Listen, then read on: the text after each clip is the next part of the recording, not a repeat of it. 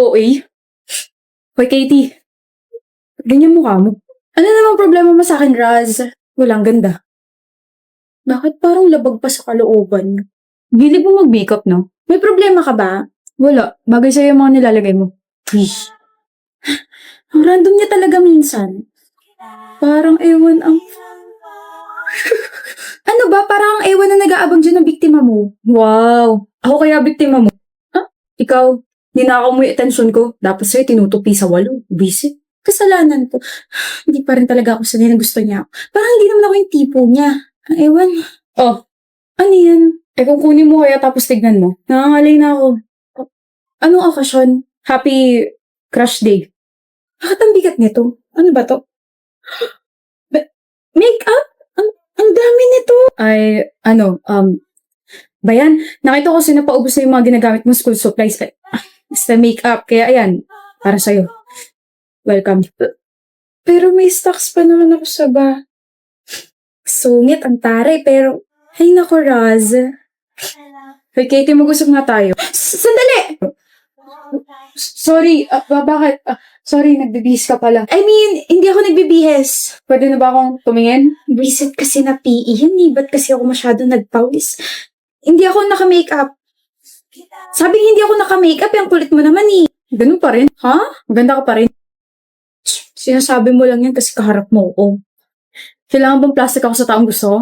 Ayoko nga. Sasabihin ko kung ano nakikita ko. Maganda ka. Tapos ang usapan. Gusto mo ka, diba? Ka ba nata-turn off? Turn off saan? Kasi lagi ako nagme-makeup. Tapos, sino ako para pigilan ka na gawin yung nakakapagpasaya sa'yo? Whenever you do your makeup, halatang nag-e-enjoy ka. Natutuwa kapag may nagtatanong sa'yo kung ano yung pwedeng ganito, ganyan. Di ba pangarap mo maging makeup artist? Teka, paano mo nalaman yan? Nabanggit mo sa akin nung first year college tayo. Tapos fourth year na tayo ngayon. Naalala mo pa yun? Kung ang paglalagay ng kolorete sa mukha nakakapagbigay sa'yo ng confidence, go. Kung naglalagay ka ng kolorete sa mukha kasi wala lang, go. Huwag ka na ulit magtanong ng ganun sa akin o sa kahit na sino. Just do your own thing. Natutuwa akong panoorin kang natutuwa sa mga bagay na ginagawa mo. Raz, Thank you. Wala yun. Dito ako. So, hindi ba ako hinahanap mo? Ikaw, bakit? May maipaglilingkod ba ako sa'yo? Ang sungit mo talaga. Bakit ba ang sungit mo, ha? May totoo? This is my only way para pigilan yung emosyon ko kapag kaharap kita. Kasi kapag nag-all-in ako, baka magsawa ka sa ngiti ko. Paano bang ngumiti ang isang Raz? Ganito sa ibang tao. Tapos ganito sa'yo. Ito yung ngiting gustong-gusto ka. Ito yung ngiting pinipigilan ko kapag kaharap kita at pusong lumalabas kapag tinatalikuran na kita.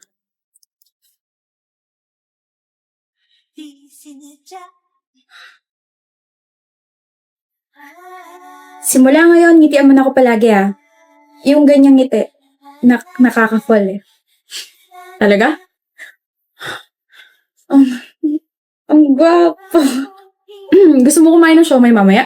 Siomay talaga? To show my growing love for you.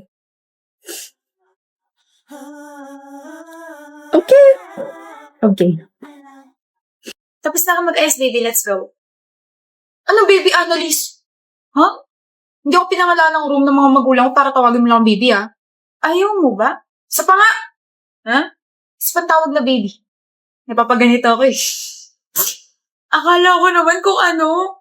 Oy, kinabahan. Akala ko kasi nagalit ka kasi ibang endearment na sabi ko sa'yo. Teka, oo nga. Hindi mo naman ako tinatawag na baby, Mahal talaga tawag mo sa akin. Sino yung baby na yan? Ikaw! Weh, may iba ka na may iba na talaga akong baby.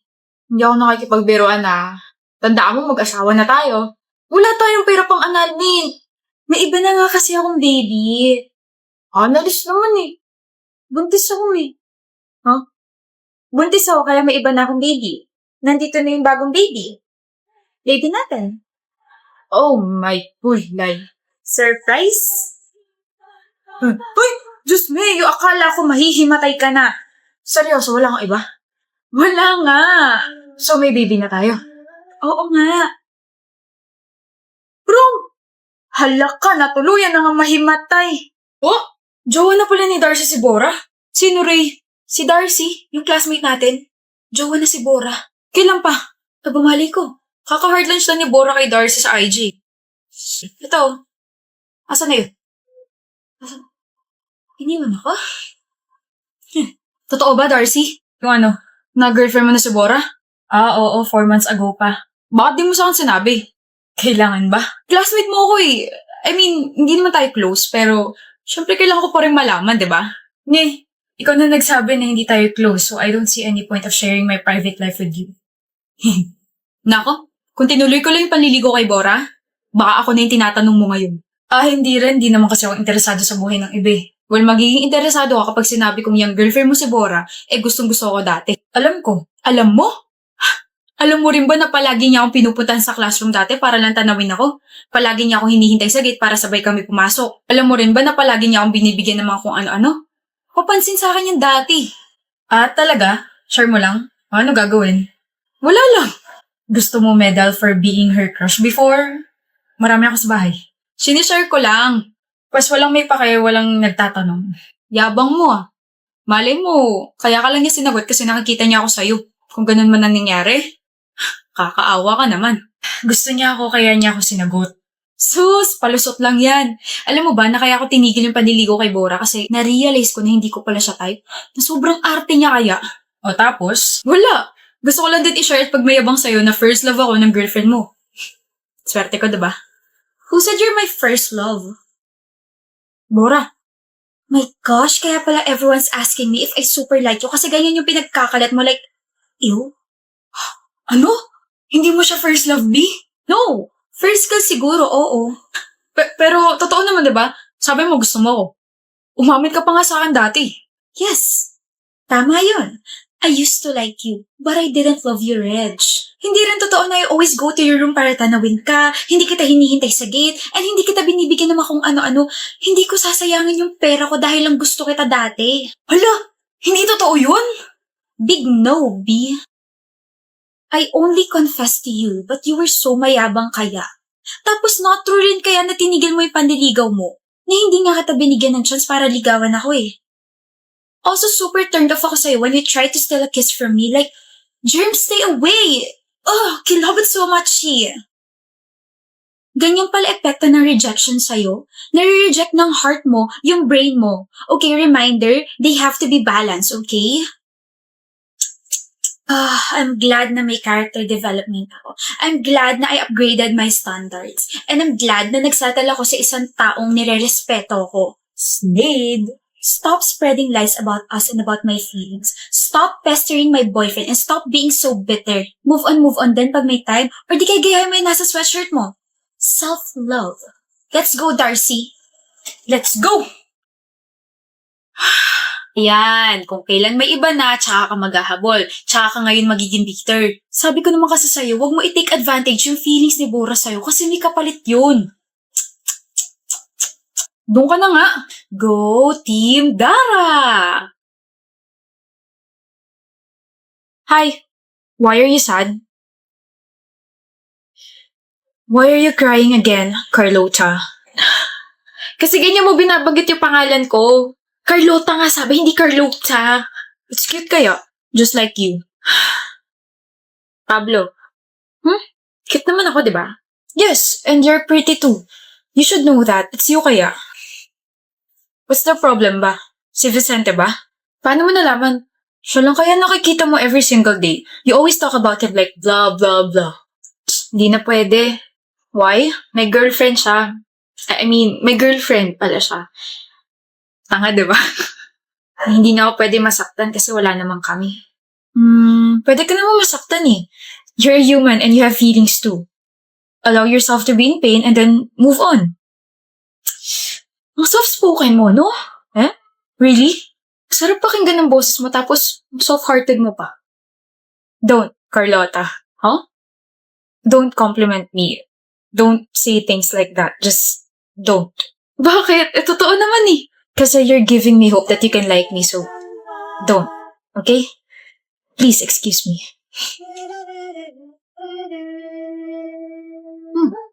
Carlota, bakit Vicente? Wala. Mangangamusta lang sana. Bakit? Bakit? Bakit ka nangangamusta? Bawal kamustahin yung dating nagkakagusto sa'yo. Focus ka lang sa girlfriend mo. dating nagkakagusto sa akin? Bakit di mo na ako gusto? Hindi na. Masama yun. Aware na ako may girlfriend ka. Nakausap ko pa nga siya sa harap mo, di ba? Kaya ayun, na-hurt ako. Pero okay na.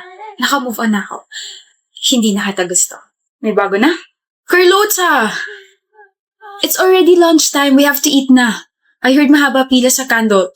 Canteen kasi, Pablo. We're already in college. Adults na tayo, so it's Candle, not canteen. Oh, yo, Vincente Mus. Vicente, hindi Vincente Mus. Halika na nga, ang kulit mo kung ano-ano na naman tinatawag sa ibang tao. Sorry, Vicente. Feeling niya kasi funny siya. Ibang tao na ako? Let's go, Carhaita! Oo na! Alam mo, sometimes I can't believe na we're power friends, Carlota. Bakit? We're different kaya. You're loud. Tapos ikaw ang tahimik mo. You're makulit. Pero ikaw ang behave mo masyado.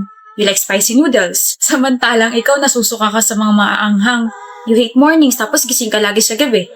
Pero kabaliktaran naman kita. I love that. Huh? I believe opposites attract. Sinasabi mo bang na-attract ka sa akin? Huh? Attractive ka naman talaga. Ang honest mo naman. You've been hanging out with me for months na. I mean, you're masayang kasama naman kasi tapos I get to observe you pa since last year. Last year? Ino-observahan mo na ako last year. Sa totoo lang, since last year. Carlota. Vicente? Hindi ko talaga girlfriend si Micah. Huh? Tapos na tayo sa one more chance. Sa second chance naman tayo. Huh? Nasaan na yun? Hindi ko talaga siya girlfriend. Si Micah, never ko siya naging girlfriend. Sinabi ko lang yun kasi hindi pa ako sure sa feelings ko para sa'yo pero ngayon, gusto na kita at nagsiselos ako kapag kasama mo lagi ito si Pablo.